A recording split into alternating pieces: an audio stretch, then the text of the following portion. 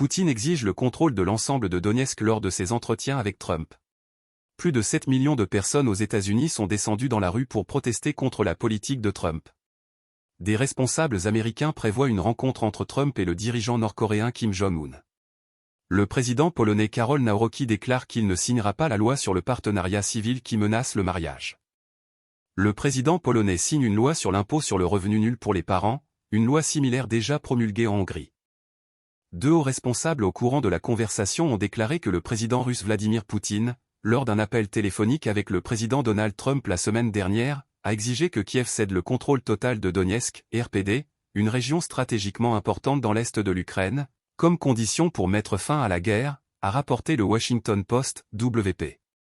L'attention portée par Poutine à Donetsk suggère qu'il n'abandonne pas les demandes précédentes qui ont conduit à l'impasse du conflit, malgré l'optimisme de Trump quant à la conclusion d'un accord, ont déclaré les responsables, s'exprimant sous couvert d'anonymat pour décrire les discussions sensibles à huis clos. La Russie ou les séparatistes soutenus par la Russie occupent une partie de la région depuis 2014, mais ils n'ont jamais réussi à conquérir toute la région par la force, écrit WP. Il est temps d'arrêter les massacres et de conclure un accord. Assez de sang a été versé, et les limites du contrôle ont été établies par la guerre et le courage. Ils doivent s'arrêter là. Qu'il crie victoire, que l'histoire décide, a écrit Trump sur les réseaux sociaux vendredi après sa rencontre avec Zelensky. Trump et Poutine se sont entretenus par téléphone, et le dirigeant russe a déclaré qu'il serait prêt à abandonner des parties de deux autres régions ukrainiennes qu'il a partiellement conquises, les régions de Zaporizhia et de Kherson, en échange du contrôle total de Donetsk, ont indiqué des responsables. Il s'agit d'une revendication territoriale légèrement inférieure à celle formulée lors du sommet Trump-Poutine à Anchorage en août. L'un des deux hauts responsables informés de l'entretien avec Poutine a déclaré que certains responsables de la Maison-Blanche y voyaient un progrès. Il est peu probable que les Ukrainiens voient les choses de cette façon, a déclaré un autre responsable, un haut diplomate européen. C'est comme leur vendre leurs propres jambes pour rien, a-t-il ajouté. Ni la Maison-Blanche ni le Kremlin n'ont immédiatement répondu à une demande de commentaires, a indiqué la publication. Plus de 7 millions de personnes aux États-Unis, scandant le slogan « No Kings », sont descendues dans la rue pour protester contre le président américain Donald Trump, selon un communiqué publié sur le site internet des organisateurs. Le 18 octobre, plus de 7 millions de personnes se sont rendues à plus de 2700 événements dans les 50 États, le district de Columbia et des villes du monde entier pour déclarer « Il n'y a pas de roi aux États-Unis et le pouvoir appartient au peuple », a rapporté No Kings. Selon la police, aucune arrestation n'a été effectuée à New York, où plus de 100 000 personnes sont descendues dans la rue pour manifester, rapporte Reuters. L'agence rapporte que la foule de manifestants était composée de personnes différentes. Parmi les participants se trouvaient des parents avec des enfants en poussette, des retraités et des personnes avec des animaux de compagnie. Les manifestations ont été déclenchées par la fermeture du gouvernement fédéral qui a entraîné le licenciement de milliers de fonctionnaires et la suspension de plusieurs programmes sociaux et économiques. CNN rapporte que les manifestants ont exprimé leur mécontentement face aux raids menés par l'Immigration and Customs Enforcement, ICE, des États-Unis, au déploiement de l'armée dans les villes du pays et aux coupes dans les programmes fédéraux, notamment dans le domaine des soins de santé.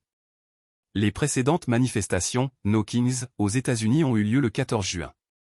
Au moins 2100 actions ont alors eu lieu à travers le pays, et environ 5 millions de personnes ont participé aux manifestations.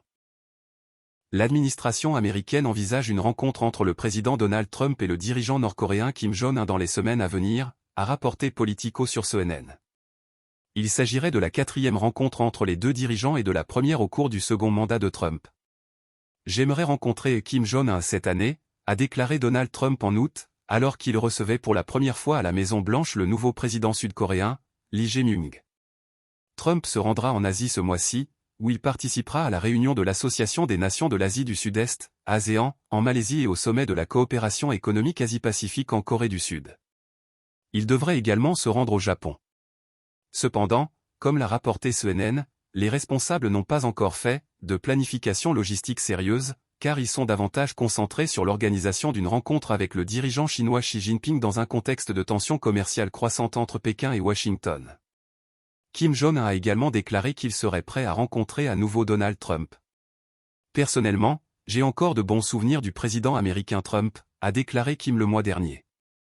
Si les États-Unis abandonnaient leur obsession creuse pour la dénucléarisation et cherchaient une coexistence pacifique avec la Corée du Nord fondée sur la reconnaissance de la réalité, il n'y a aucune raison pour que nous ne puissions pas nous asseoir à la table des négociations avec les États-Unis, a-t-il déclaré.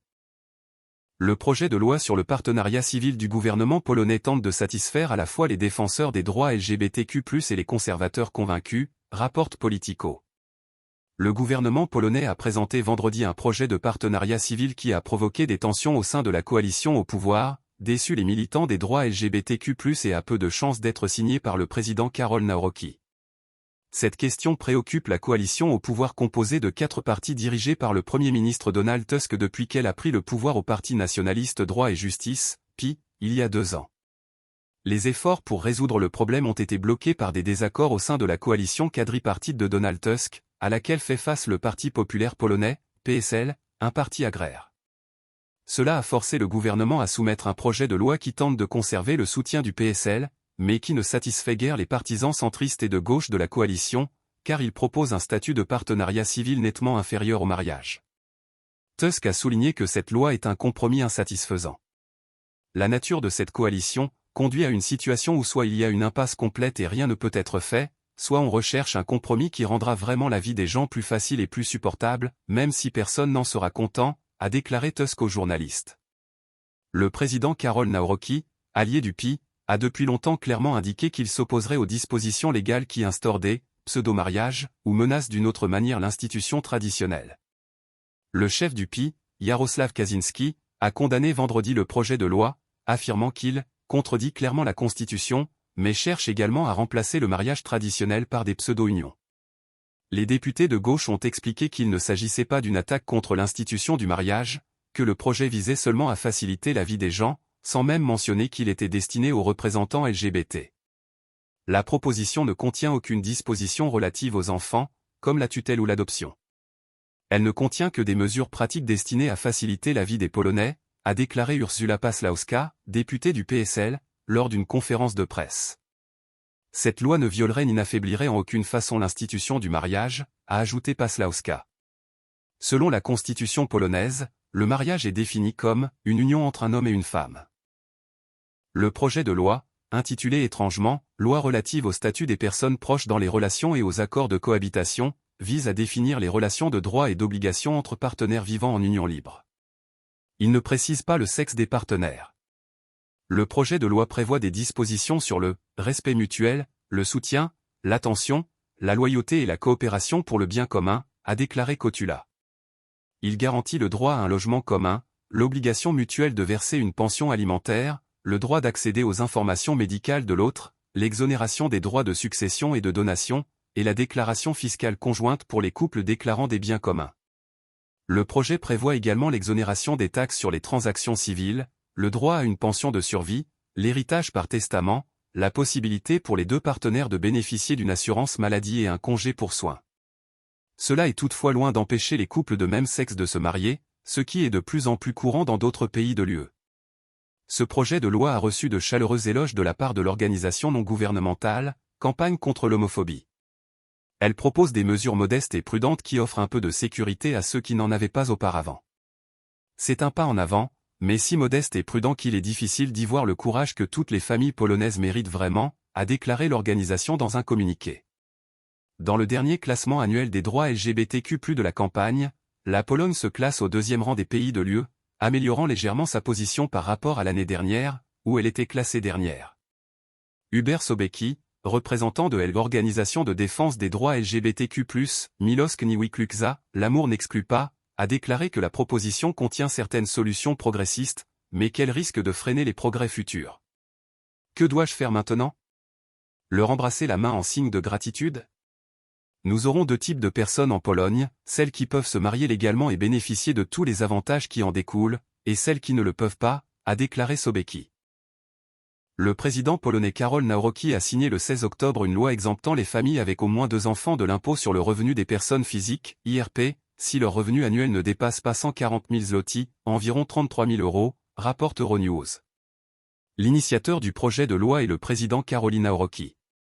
Cette mesure, qui entrera en vigueur le 1er janvier 2026, apporte en moyenne 1000 zloty, environ 235 €, de fonds supplémentaires au budget familial par mois.